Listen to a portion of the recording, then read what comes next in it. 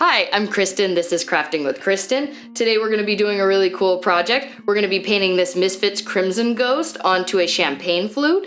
If you don't feel like painting it on a champagne flute, there's plenty of other options. You could paint it on a glass coffee mug, soda glass, wine glass, beer mug, or if you want something special for your darling, you can paint it on a flower vase that's made out of glass.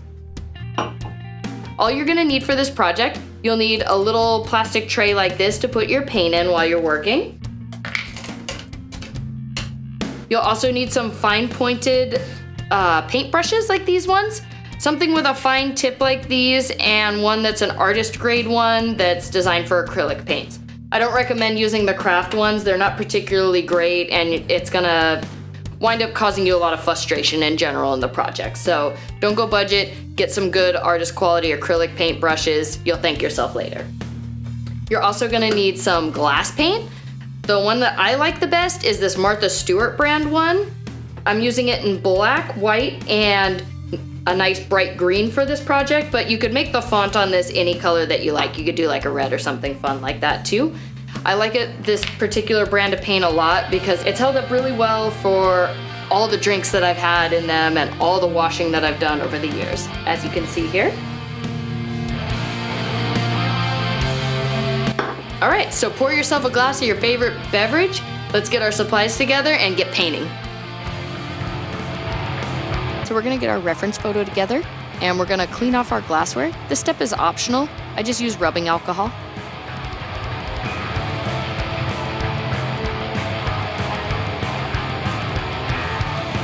So the first shape we're gonna make is gonna be like a square shape. We're also gonna kind of wanna taper the edges at an angle on the very top. We're gonna do sort of an upside down U shape that's gonna guide us to where the nose should be, and then do two little diamond shapes right above it. And that's gonna be where our eyes are gonna be. Next, we're gonna do a thin little horizontal rectangle, and that's gonna mark where the teeth are gonna be on the first jawbone. Then we're gonna do the same thing where they come out a little bit more off to the edges, and then directly under that, we're gonna trace that same shape, and then we're gonna do sort of an upside down trapezoid sort of a shape that's more rounded for the bottom jaw. And then we're gonna wing it and start drawing the Misfits logo on top of it. It's just kind of big block letters, so it's very easy to mimic, that just kind of have rough edges and a very slight point to the ends of them. And the M is much thicker than the rest of the letters and much larger. And then so is the F and the T. So that's kind of a good guideline on how to mimic that logo. There's also going to be little white dots where his eyes are going to be in the middle, so I've just kind of marked that. And now I'm going to start tracing the little areas that we're going to need black for the nose and the eyes and along the jaw.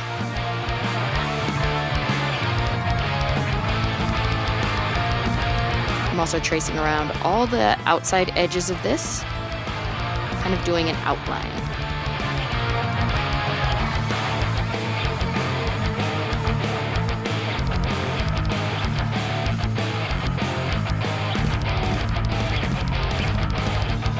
Now we're going to let that dry for a little bit. After the paint is dry, we're going to start building up some more layers on this. We're going to take our black paint and we're going to outline the eyes a little bit more. The paint tends to be a little bit less opaque than I would prefer, so you just kind of have to let it dry and build up layers. If you try to just kind of build up layers while the paint's still wet, it tends to just rub off the glassware and get all chunky, and just be patient, let it dry, come back to it in a little bit. I'm reinforcing all these black lines that I made.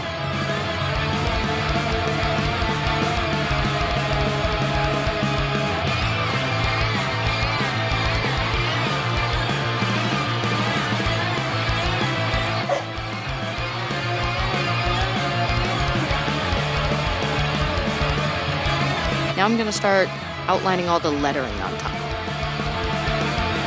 The thing that's fun about painting the Misfits logo is that, like I said before, it's very big, blocked out, kind of rough around the edges lettering, so it's really easy to mimic and paint. You don't quite need as much control or everything to look like crisp and clean and perfect with straight lines. So this is an excellent beginner's project.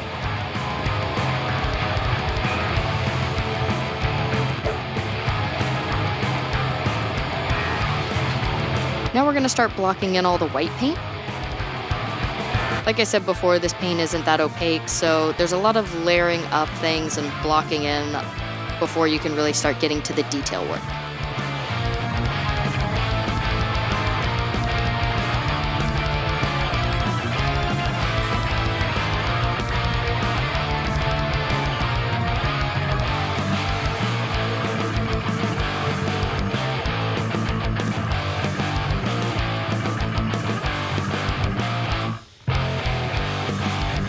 We're going to let that dry for a little while.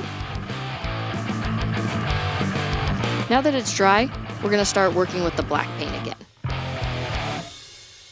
So I've kind of drawn a little tiny dot on top of that white circle in the middle of the eye to note where the pupil is going to be.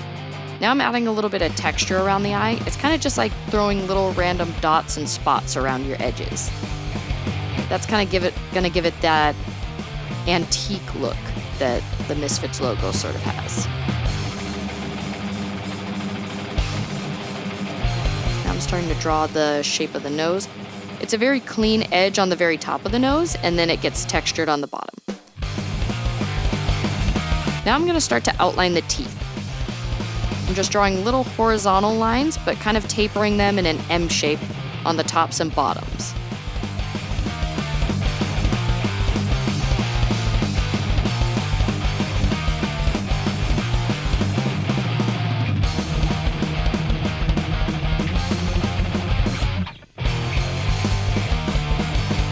Now I'm blocking in the teeth along the bottom, and I'm drawing these little ridges along the bottom of the jawbone as well. You want your Crimson Ghost to look like somebody knocked a couple of his teeth out, so put in a couple little blacked out spots as well. I'm going to retrace the bottom of the jawline just to bring that up a little bit.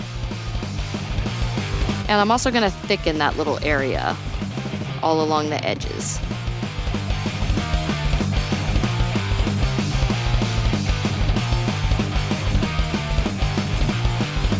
Now I'm blocking in some more of that white where I have some areas that are not as opaque as I'd like them, or might have had a little bit of gray going on from where the black paint meets the white paint.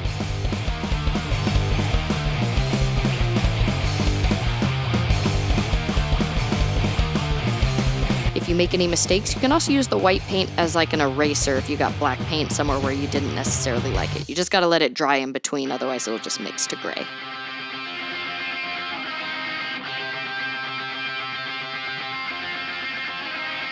Now I'm just painting these little kind of vertical ovals, highlighting the teeth. And now I'm going to fill in that bottom jaw a little bit with some white paint because it was a little gray where I had it before. You can also put a few little kind of white dots in the black area around the outline to just give it a little bit of texture. You also don't want all the teeth to be perfectly even or spaced out with the Crimson Ghost skull. You really want it to look kind of random and beat up. Now I'm filling in all the lettering. I'm getting a nice white base. You could leave it this color, but I'm actually going to add some green to it at the very end. Now we're going to let that dry for a little bit. Now that I've allowed it to dry, I'm going to get my neon green paint.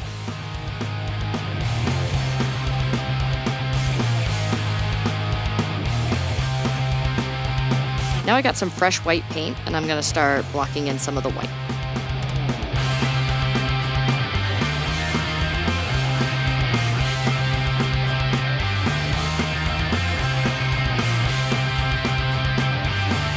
I'm just cleaning up all these edges and making them look super crisp.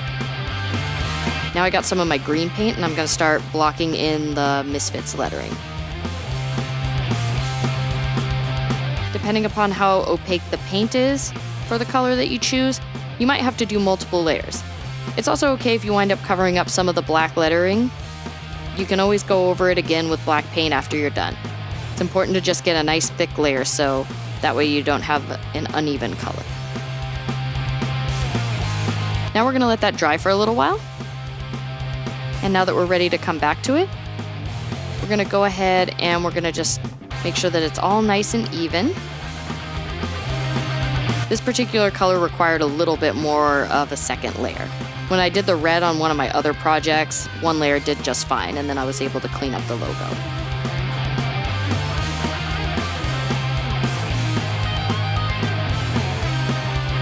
Now I'm taking the white paint and I'm doing little crisp highlights along the lettering. Just a few little dots and tracing along the top of it and one or two along the bottom of the letters will give it that nice 3D look or make it look like kind of shiny.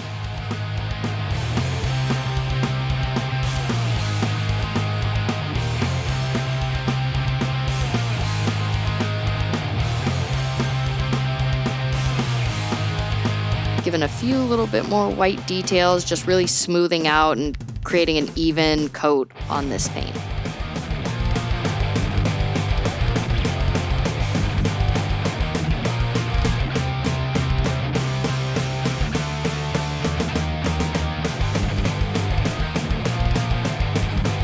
All right, now I'm ready to start outlining some of the stuff with black and bring in some more details. Just cleaning up these lines along the eyes, and I'm starting to add little ridges kind of along the jawbones and the teeth. Just random little kind of spots and lines give it a lot of texture and really bring forth all the details. Now I'm going to crisp up the lettering by getting some black paint and just retracing the outline around it.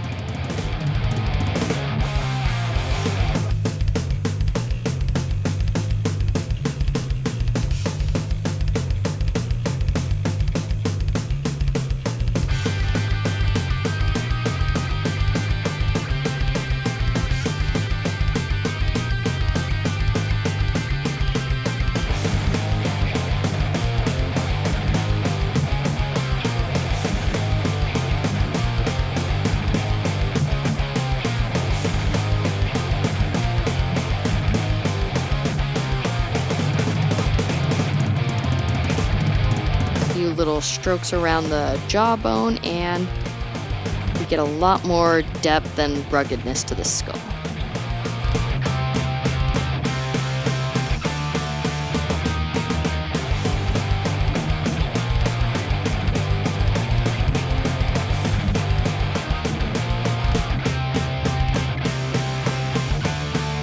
All right, now we're ready to bake our project.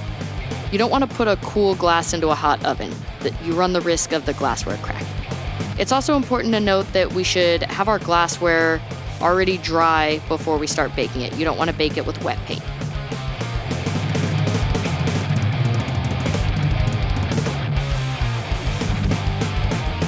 Now that we have it in the cool oven, we're going to turn the heat up to 350,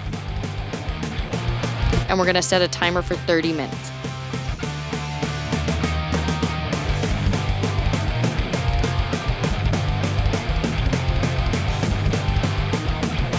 Remove the glassware from the cool oven.